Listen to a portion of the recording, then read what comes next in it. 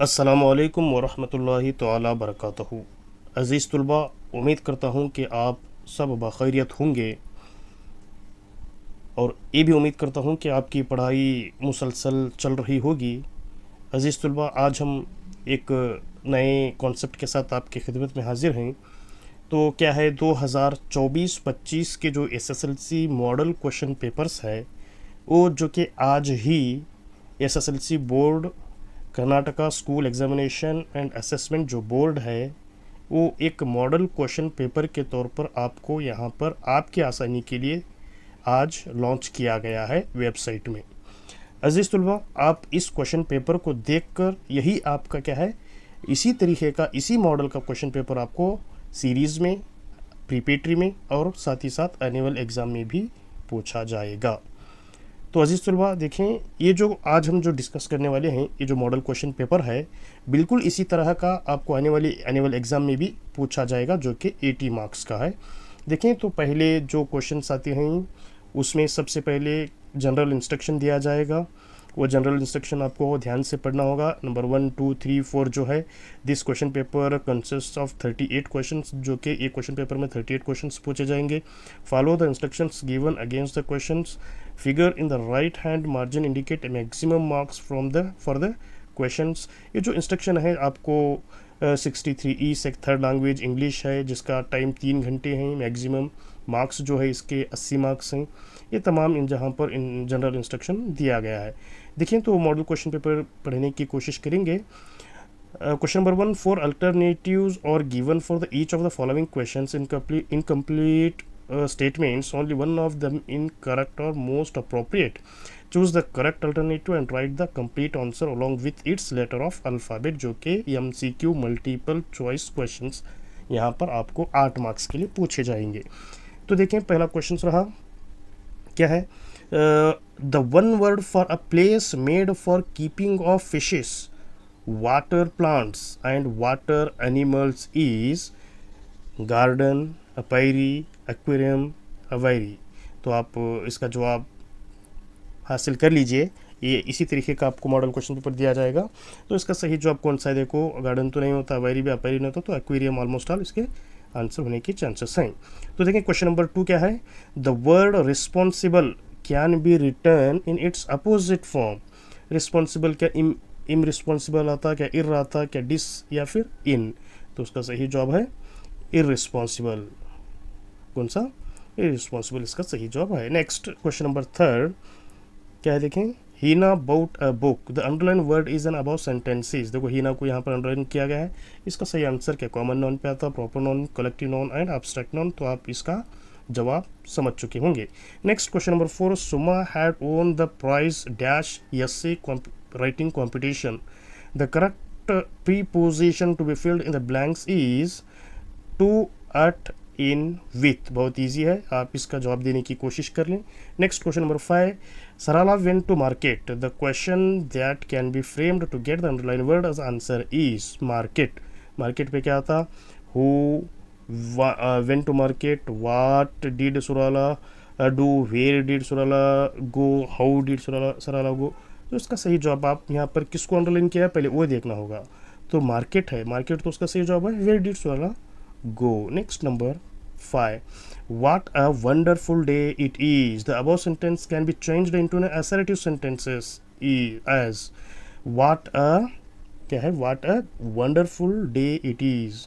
The day it is, the day is wonderful, या फिर it is a very wonderful day. The day was very wonderful. It was a wonderful day. तो उसका सही जवाब कौन? what a wonderful day is। तो उसका सही जवाब कौन सा है? आप गेस कर लीजिए और पहचान लीजिए। तो कौन सा ग्रामेटिकली देखो, it is a very wonderful day. Next question number 7, the task is too difficult to complete, this can be rewritten by removing too and using so that, not as. तो क्या है, देखो, the task is very difficult to complete नहीं आता। Next, the task was so difficult that it could not be complete. Next, the task is so difficult that it cannot be completed. Next, the task is not so difficult. तो देखें the task is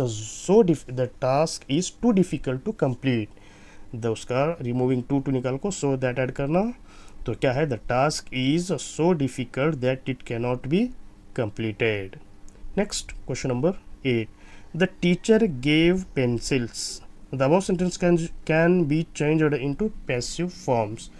Pencils are given by the teacher. Next, pencils were given by the teacher. Pencils are being given by the teacher. Pencils were being given by the teacher. अजीज तो आप इसका answer पढ़ लीजिए। Next, answer the following questions in a sentence each, जो कि 1 marks के आपको यहाँ पर सवालात के जवाब दिए गए हैं। हु वाज चंदन दास, कौन था Chandan Das. Next, which animal was eating the leaves from a tall tree, यहाँ पर सिर्फ एनिमल का नाम है, कौन सा जो दरख्तों के पत्ते खा रहा था। Which animals eating the leaves from the tall tree, लंबे दरख्त के, तो जिराफे है इसका जो सही जवाब। Next, what did the villager construct to welcome the farmer DC S K Das at Banjarumale, stage formed by Banjarumale people, that's called DC Katte. Next, question number 12, who cannot flatter us, a faithful cannot flatter us. Next, number 13, what was deer doing at the time of its mate, वो अपने साथियों को जो मरते वक्त जो हिरन किसको याद कर रही थी, अपने साथियों को, its mate. Next, question number 14, what reason did the children give to the nurse in the poem A Nurse's Song. Next, question number 15, when did the fisherman get a ring. Next, number 16, who wrote the poem It Never Comes Again, कौन लिखे सो देखिए पढ़ लीजिए। Next, question number 3, answer the following questions इन 2 और 3 sentences each, जो कि 2 marks के लिए यहाँ पर आपको एक सवाल पूछा जाएगा। Question number 17, why did the king give precious gift to the fisherman, तो किंग यहाँ पर फिशरमैन को बहुत सारे तोहफे देता, वजह क्या है, क्या रीज़न है। Next, number 18, what is a shocking fact about Banjarumale. Number 19, what were birds and antelope doing at the zoo in the lesson at the zoo, वहाँ पर जो zoo में है at the zoo lesson है, तो zoo में birds और antelope क्या कर रहे थे, उनके बारे में लिखना है। Next, number 20, how does the one feel at his youth as per the poet in the poem It Never Comes Again. It Never Comes Again में पोएट क्या है, यूथ को एक बार गुजर जाने के बाद वो अपनी जवानी में क्या फील करता है।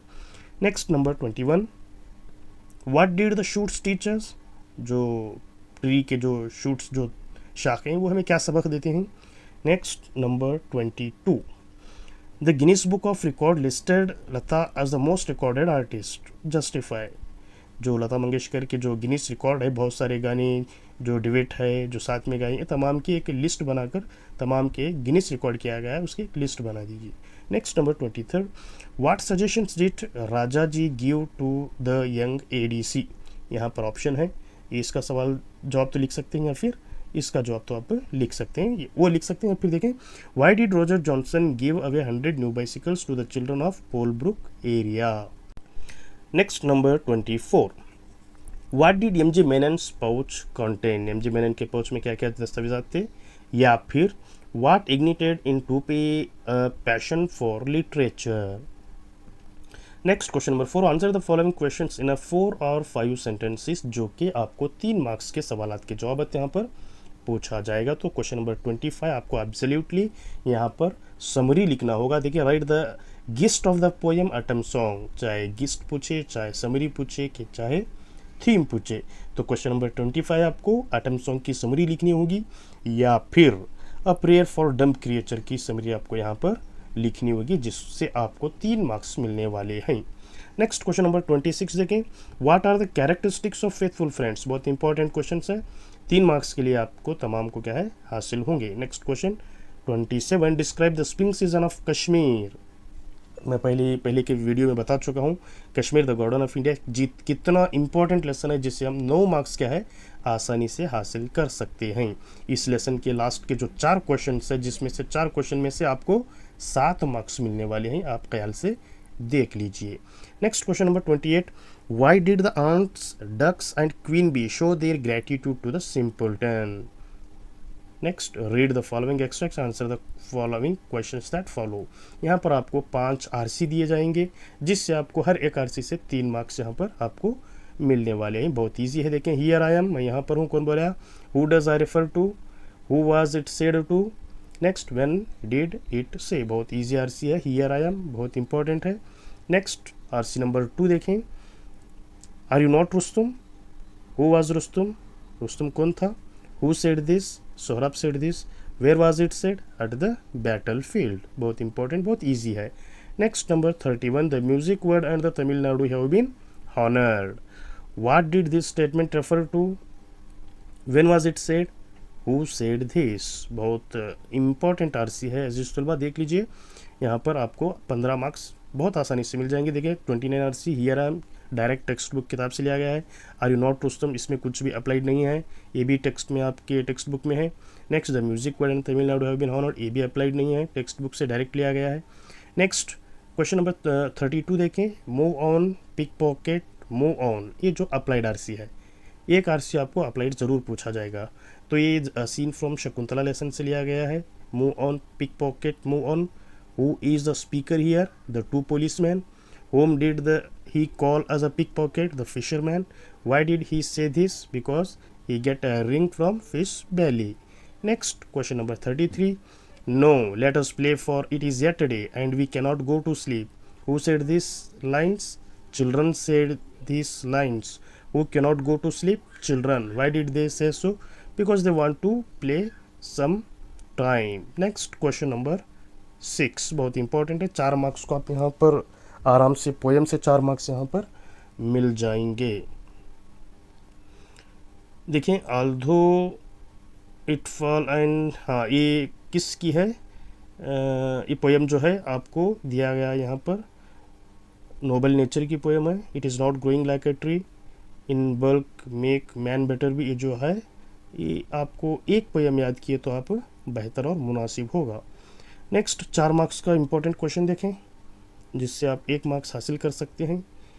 कौन सा है question, floating gardens are unique, explain.